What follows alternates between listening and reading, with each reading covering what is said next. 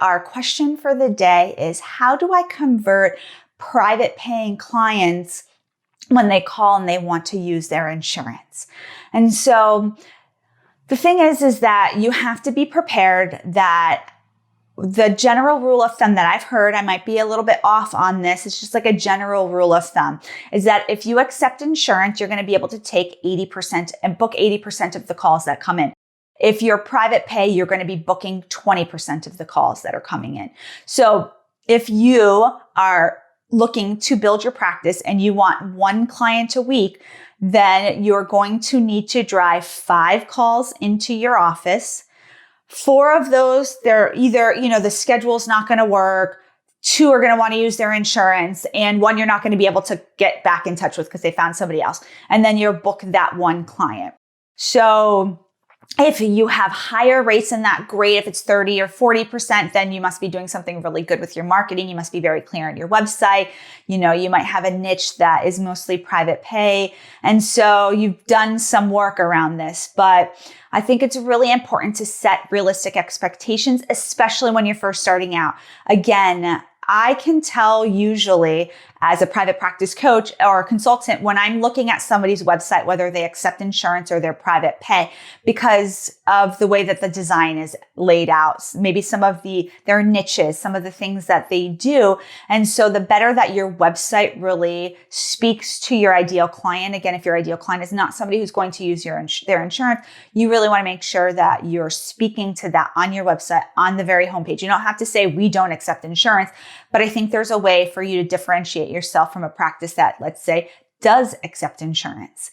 And so when those calls come in, so if you're still tweaking your marketing and you're getting a lot of calls for people that want to use your insurance, you want to think about shifting over some of your marketing.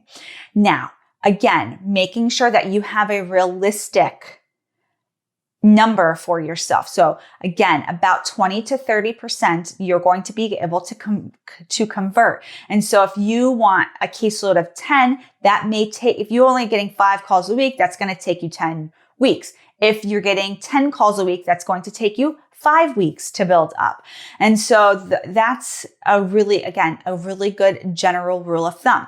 Now, when you're actually getting those phone calls, you really want to educate people on the phone of why you're not accepting insurance, how you differ from other therapists, what treatment modalities that you use that maybe are, hey, I'm certified in EMDR, you're calling from trauma, this is something that is really an intensive process. I don't necessarily want to be restricted to a 45-minute, 50-minute session from an insurance. I really like to do 90-minute EMDR sessions. Therefore, I've decided not to take insurance. And these are my rates. And I'm happy to provide a super bill. And then educate the person on the phone about what a super bill is.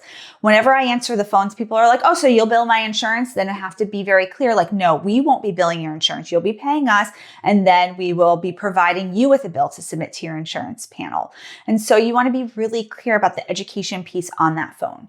So I want to take a moment to thank our sponsor, TherapyNotes. If you're looking for an electronic health record that's really full service that can help you build your private pay or insurance-based practice, whether you're doing an online practice or an in-person practice, I want you to check out TherapyNotes and their wonderful customer service. You can get somebody on the phone.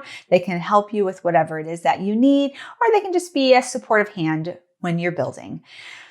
So going back to how you can convert people, you need to be really clear about your fees. You need to be really clear about your purpose, about your niche, about who your ideal client is. You need to do the back end work in order to convert those clients.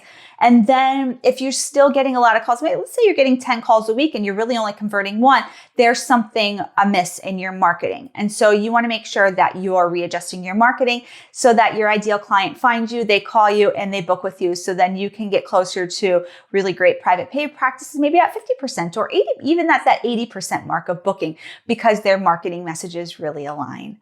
I'm here most days answering your questions. I'm glad you were on this journey with me. I'll see you soon, everybody. Bye.